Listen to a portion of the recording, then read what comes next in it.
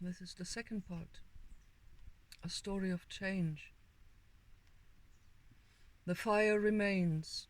See it burn in the center of the circle, where it has burned for 1,000 years. A living flame in a dying landscape, a beacon surrounded by fences, walls, concrete, and barbed wire. Watch the flame. Hold out your human hands. Feel the fragile warmth. Breathe deep. This is the story we like to tell ourselves. As the bars of the cage rise around us, we tell ourselves that there once was a time when we were free. Remember the green plains of Africa, lion and gazelle, the trackless forest, cocoa and fruit.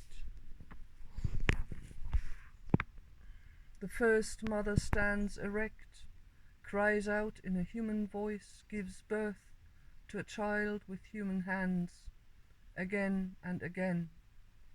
And her children grow, change, wander. We feel the plains, we feel the forest, follow the herds and the wild grass seeds into every land, mountain and glacier, desert and fertile valley, jungle and sea coast, riverbank and tundra, and we change. We change the way we get our food, our songs, our shelters, the rhythm of our drums, our dances, our magic, the way we wear our hair, the color of our skin, and always we remember. She lives in us as we, in her, as in each other. And we fill the earth with color and dancing and shaping, and we change.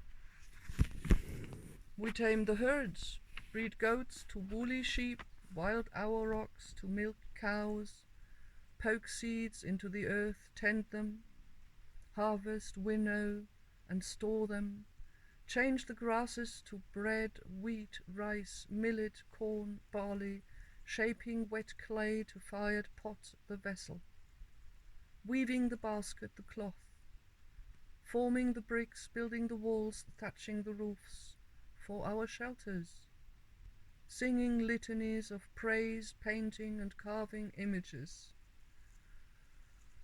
to remind us all that is alive in us, and all is alive. The first mother is a wise mother.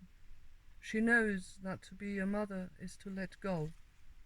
She leaves us free to change, to become something different from herself, free even to forget who we are. So we changed, and perhaps in a valley between two rivers, or a plateau high above the jungle, or in many places, many times, we discovered a power that could turn the hand to a cutting edge and be wielded over what lives, that we have forgotten lives in us.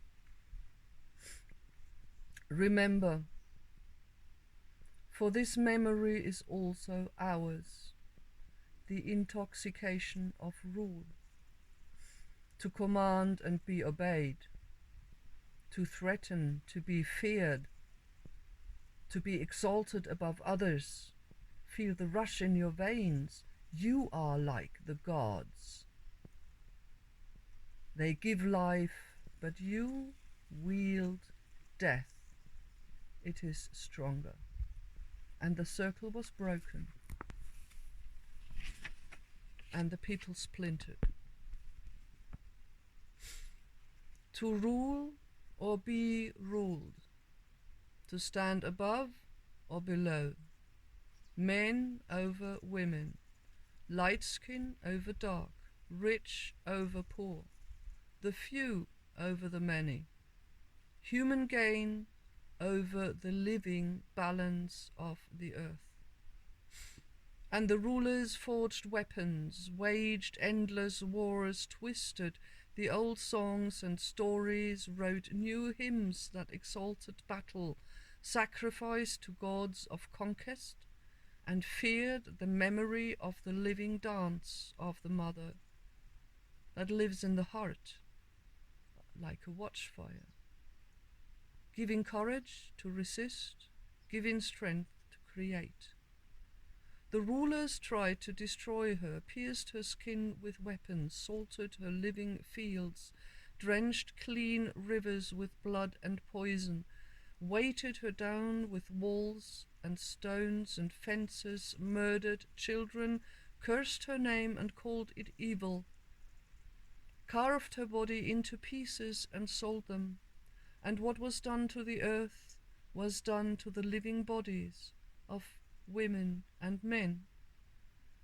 And we who are alive in her as she is in us were fettered, beaten, raped, tortured, burned, poisoned, and dismembered, and almost destroyed. Breathe deep, feel the pain, for it lives deep in us. For we live still in the raw wounds, and pain is salt in us burning.